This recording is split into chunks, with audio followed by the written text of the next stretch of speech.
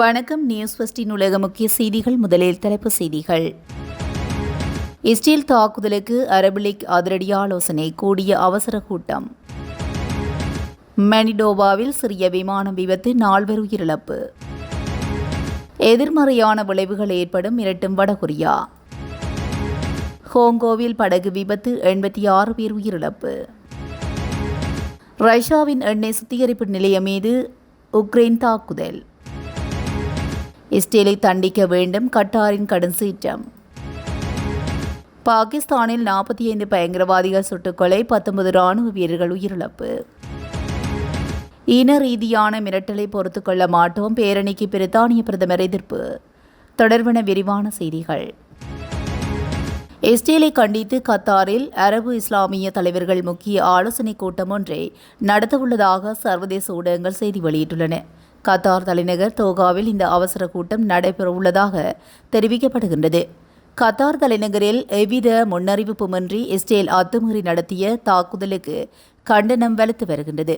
தோகாவில் Hamas தலைவர்களை குறிவைத்து Israel நடத்திய வான்வழி தாக்குதல் இஸ்ரேலுக்கு கடும் கண்டனத்தை ஈட்டி தந்துள்ளது. இதனை கண்டித்து தோகாவில் அரபு இஸ்லாமிய தலைவர்களின் ஆலோசனைக் கூட்டத்துக்கு கத்தார் அழைப்பு விடுத்துள்ளது. இந்நிலையில் நடைபெறவுள்ள ஆலோசனைக் கூட்டத்தில் பங்கேற்க மத்திய கிழக்காசிய தலைவர்கள் பலர் தோகாவுக்கு வருகை தந்துள்ளனர். அப்போது இஸ்ரேலின் தாக்குதலை கண்டித்து முக்கிய தீர்மானங்கள் எடுக்கப்பட்டு அறிவிக்கப்படும் என்று தெரிவிக்கப்பட்டுள்ளது. அரபு லீக் மற்றும் இஸ்லாமிய ஒத்துழைப்பு அமைப்பு உறுப்பினர்களை ஓரணியில் திரட்டும் இந்த ஆலோசனைக்கு முன்பாகவே வெளியுறவு அமைச்சர்களின் கூட்டம் நடத்தப்பட்டுள்ளது. எனவே இஸ்ரேலுக்கு எதிராக தூதரக ரீதியாக அல்லது பொருளாதார ரீதியாக கடும் நடவடிக்கைகள் பாயுமா என்பதை குறித்து வரைவு அறிக்கை தயார் செய்யப்பட்டு வருவதாக தெரிவிக்கப்பட்டுள்ளமை குறிப்பிடத்தக்கது. கனடாவின் வடக்கு மனிடோபா மாகாணத்தில் நடந்த சிறிய ரக விமான விபத்தில் 4 உயிரிழந்ததுடன் ஒருவருக்கு கடுமையான காயங்கள் ஏற்பட்டுள்ளதாக செய்திகள் தெரிவிக்கின்றன. சனிக்கிழமை மாலை 6:45 மணியளவில் ஐலண்ட் லேக் மவுண்டிகன் 40 கிலோமீட்டர் தொலைவில் உள்ள செயின்ட் தெரசா பாயிண்ட் முதல் நேஷன் பகுதியின் தெற்கில் மேக்பீஸ் ஏரி அருகே விமானம் விழுந்ததாக தகவல் பெற்றுள்ளனர். அந்த விமானம் செயின்ட் தெரசா பாயிண்ட் பகுதியிலிருந்து புறப்பட்டு மேக்பீஸ் ஏரிக்கு செல்லும் வழியிலேயே விபத்துக்குள்ளானது. விபத்து இடத்தை கண்டறிந்து காவல்துறை ஹெலிகாப்டர் மூலமாக அங்கு சென்றுள்ளது. ஒன்டாரியோவில் உள்ள தேடுதல் மற்றும் மீட்புக் குழுவும் சம்பவ இடத்துக்கு அனுப்பப்பட்டது. 20 வயது விமானி கடுமையாக காயமடைந்திருந்தாலும் உயிருக்கு ஆபத்தில்லை என உறுதிப்படுத்தப்பட்டுள்ளது.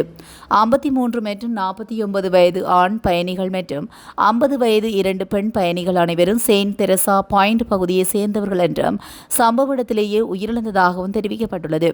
கனடா போக்குவரத்து பாதுகாப்பு வாரியம் சம்பவ இடத்துக்கு விசாரணை குழுவை அனுப்பி விசாரணை நடைபெற்று வருகின்றதாக செய்திகள் தெரிவிக்கின்றன.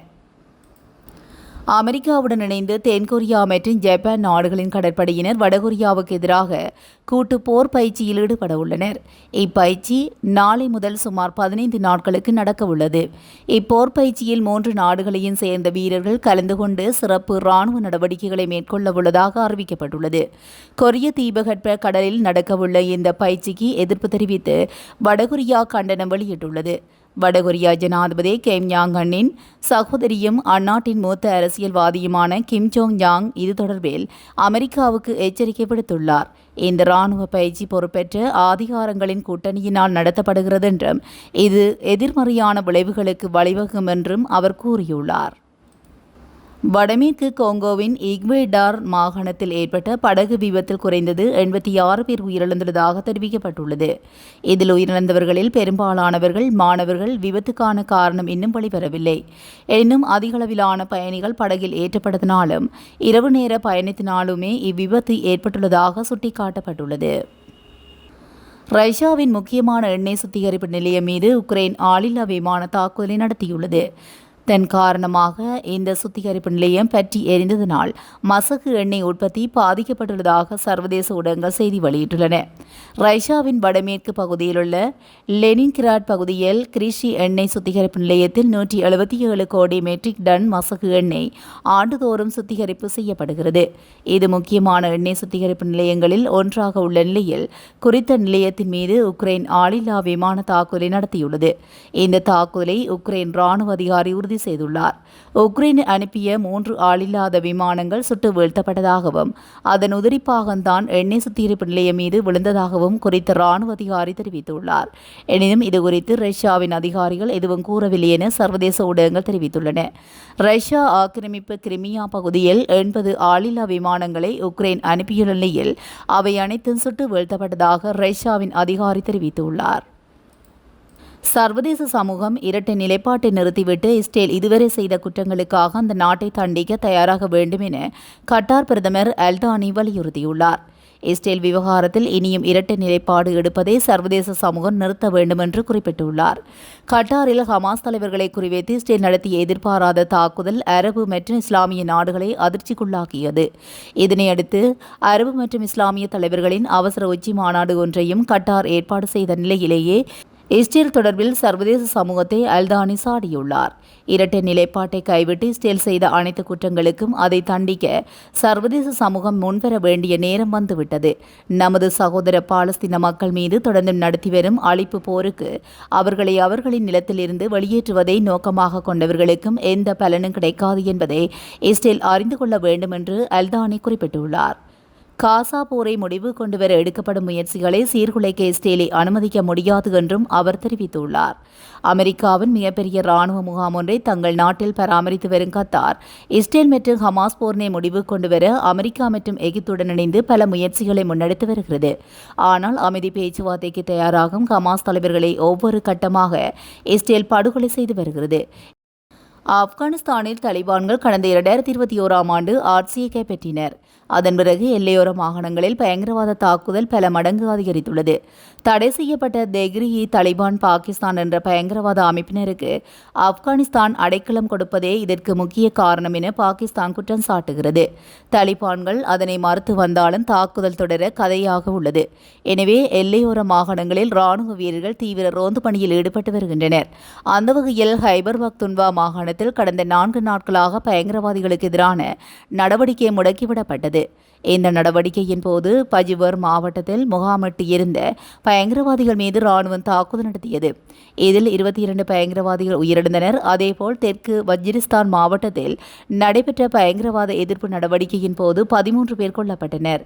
இதனையடுத்து அவர்களிடமிருந்த துப்பாக்கி, வெடிமருந்து போன்றவை கைப்பற்றப்பட்டன.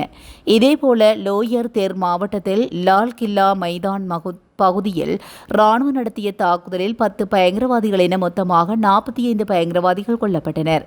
இந்த இரு தாக்குதலிலும் கொல்லப்பட்டது தெஹ்ரி தலிபான் பாகிஸ்தான் அமைப்பை சேர்ந்த பயங்கரவாதிகள் என பாகிஸ்தான் ராணுவம் தெரிவித்துள்ளது.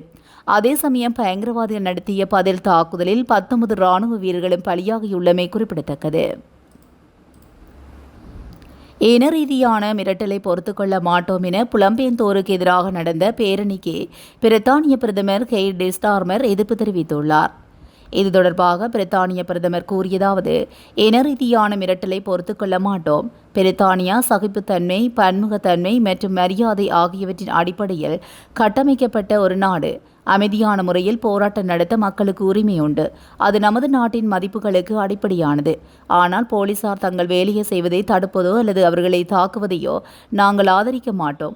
நமது கொடி நமது பன்முகத்தன்மையை குறிக்கின்றது. இவ்வாறு பிரதமர் தெரிவித்துள்ளார். பேரணியில் போராட்டக்காரர்கள் மற்றும் போலீசாரிடையே ஏற்பட்ட மோதலில் 26 போலீசார் காயமடைந்தனர். இதேவேளை இது தொடர்பாக 25 பேர் கைது செய்யப்பட்டுள்ளதாகவும் விசாரணை மேலும் இடம்பெற்று வருவதாகவும் தெரிவிக்கப்பட்டுள்ளது. இதுபோன்ற செய்திகளை உடனுக்குடன் தெரிந்து கொள்ள நியூஸ் ஃபர்ஸ்ட் உடன் இணைந்திருங்கள். நன்றி, வணக்கம்.